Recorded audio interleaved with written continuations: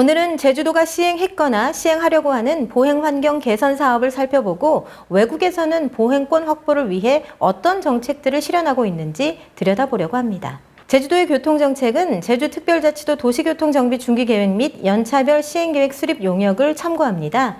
위 용역 보고서에 따르면 제주시와 서귀포시의 주요 도로 보행 서비스 수준은 A, 즉 우수한 것으로 나와 있습니다. 성산읍의 주요 도로들은 인도가 전혀 확보되어 있지 않아서 F 수준이 나왔는데 인도가 전혀 확보되지 않다라는 말이 정말로 놀랍기만 합니다. 시민들이 느끼는 수준과 보고서의 서비스 수준은 왜 이렇게 차이가 나는 것일까요? 보고서는 천백로, 연북로, 노연로, 도령로, 신광로, 중앙로, 동문로 등 주요 대도로 중심으로 조사를 했고 보고서에 나온 서비스 수준의 기준은 보도폭이 유일합니다. 보도의 기울기, 적치물 등 보행에 영향을 주는 다양한 요인들이 빠져 있습니다. 게다가 보행자 교통사고가 가장 많이 일어나는 이면도로에 대한 분석 역시 빠져 있어서 제주에서 직접 걸어보지 않은 이들은 이 보고서만 보고 제주도의 보행 환경이 아주 우수하다고 여길지도 모르겠습니다. 그렇다면 제주도가 계획하고 있는 보행 분야 개선 사업은 무엇인지 들여다보겠습니다. 제주순정TV 제주도는 보고서 작성 당시 18.75%에 불과한 보행 분담률을 2023년까지 23%로 높이겠다고 합니다. 전국 평균에도 미치지 못하는 보행 분담률 목표는 참으로 소극적으로 느껴집니다.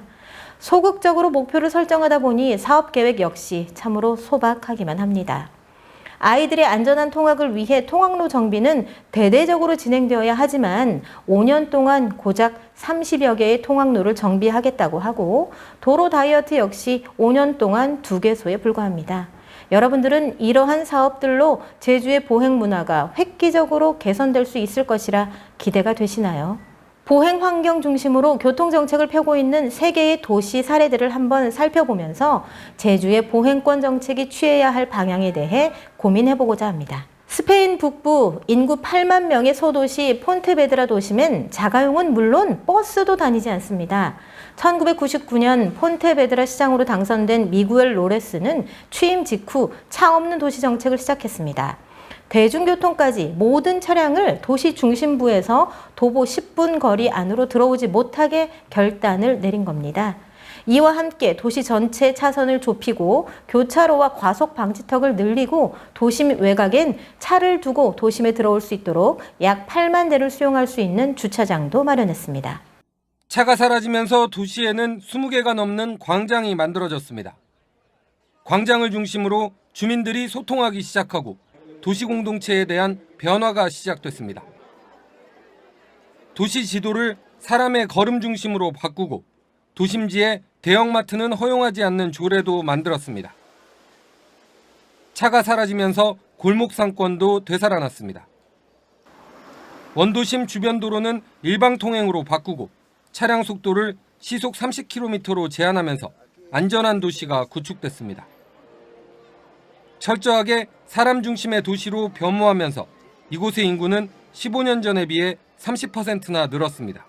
20여 년 가까이 꾸준히 차 없는 거리 정책을 시행하여 2017년 기준 중심가의 90%, 외곽의 70%가 보행자 전용 도로로 지정됐습니다. 그 결과로 교통사고가 줄고 이산화탄소 배출량도 60%가 감소하고 인구는 30%가량 늘었다고 합니다. 노르웨이 오슬로 역시 과감하게 차 없는 도시 정책을 밀어붙이고 있습니다. 오슬로는 2015년 노동당, 좌파사회당, 녹색당이 연정을 해서 시의회 선거에서 승리한 후에 2019년까지 자가용 차량의 도심 운행을 전면 금지하는 방안을 수립합니다. 2019 자동차 없는 생활 프로그램이었는데 이는 2050년까지 이산화탄소 배출을 제로로 하겠다는 비전 제로 목표와 거리를 사람들에게 돌려주어서 도시 내에서 다양한 생활을 즐길 수 있도록 하는 것을 목표로 설정된 프로그램이었습니다.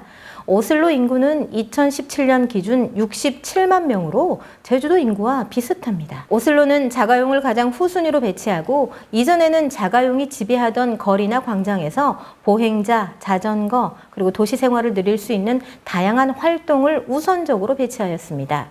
그리고 정책을 시행하기 위해 도시 내부 순환도로 내에 있는 760개의 노상 주차 공간을 모두 없앴습니다. 그리고 그 자리에는 사진에서 나온 바와 같이 아이들이 마음껏 뛰어놀 수 있는 놀이 공간을 만들고 쉴 수 있는 벤치를 설치하는가 하면 최소 40마일 이상의 자전거 도로를 만들고 보행자 거리를 넓혔습니다. 그 결과 2016년과 2019년 사이에 자동차의 28%가 도심에서 사라졌습니다. 1975년에 도심 내 보행자 및 자전거 사망자 수가 41명이었다면 2019년에는 사망자 수가 단 한 명도 없었다고 합니다.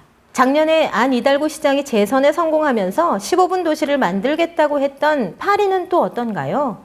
안 이달구 시장은 2014년 파리시장으로 당선되고 2015년부터 220만 명이 넘는 파리에서 차 없는 거리 정책을 시행했습니다. 초기에는 1년에 하루 오전 11시부터 오후 6시까지 파리 일부 도로를 자동차 없는 날로 시범 운행한 뒤 2018년 10월부터는 1구에서 4구까지 차 없는 구간을 확대해 매달 첫째 일요일을 차 없는 날로 운영하고 있습니다. 또한 도심 주요 도로의 자동차 운행 속도를 30km로 제한하였습니다. 자전거 도로를 다 만들고 일방 통행으로 만들어놔서 도대체 길을 갈 수가 어디를 가도 길이 너무 많이 막혀요.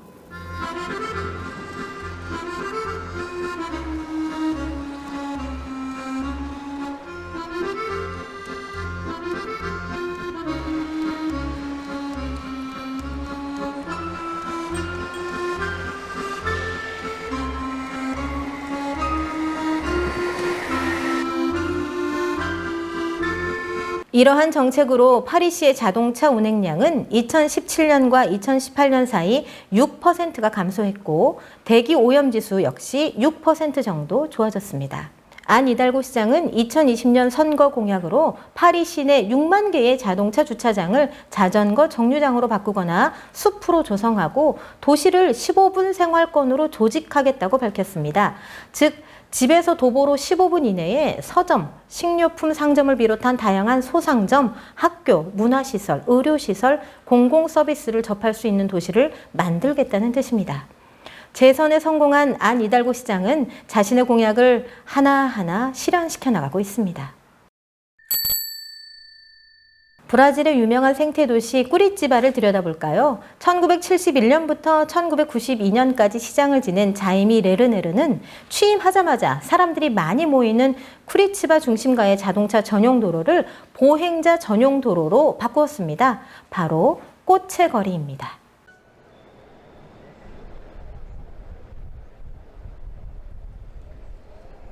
총 길이가 1km에 이르는 꽃의 거리.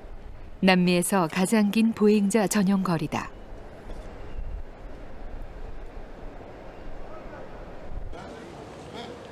매주 토요일이면 길거리 전시회가 열리고 시민들은 이곳에서 여가를 보낸다.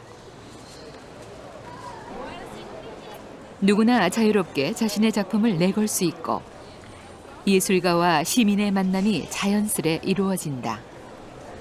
물론 꽃의 거리를 조성하기 위해 아스팔트 포장을 걷어내는 과정에서 주변 상인들의 시위와 협박이 있었지만 상인들도 어린이들이 그 거리에서 그림을 그리는 행사를 보고 마음을 바꿔갔다고 합니다. 이 외에도 도시를 자동차가 아니라 사람에게 돌려주기 위해 자동차 없는 도시로 나아가려는 목표를 가진 도시들이 많습니다. 영국의 런던과 버밍엄, 포르투갈의 리스본, 스페인의 바르셀로나, 이탈리아의 밀라노, 벨기에의 겐트와 브뤼셀 등입니다. 위 도시들이 보행자 중심으로 바뀌는 과정에서 눈에 띄는 것은 자동차를 도시에서 사라지게 하겠다는 단호한 의지와 이런저런 장애물을 탓하지 않고 과감하게 주차장을 없애고 도로를 줄이거나 아예 보행자 전용 도로로 만드는 등의 단호한 집행력이었습니다. 보행환경 개선이라는 말만 내걸고 계획은 한두 군데에 불과하고 예산 배정도 없는 제주와는 너무나 확연한 차이가 있습니다. 위 도시들을 보면서 도시를 사람에게 돌려준다는 것이 꿈이 아니라 현실에서도 가능하다는 것을 새삼 느끼게 됩니다. 중요한 것은 지자체장의 인간 중심 도시에 대한 확고한 철학과 강력한 집행 능력 그리고 시민들과의 소통이 아닐까 싶습니다. 자동차에 빼앗긴 제주, 이제는 이 도시를 이곳에 살고 있는 사람들에게 돌려주어야 할 때가 아닐까요?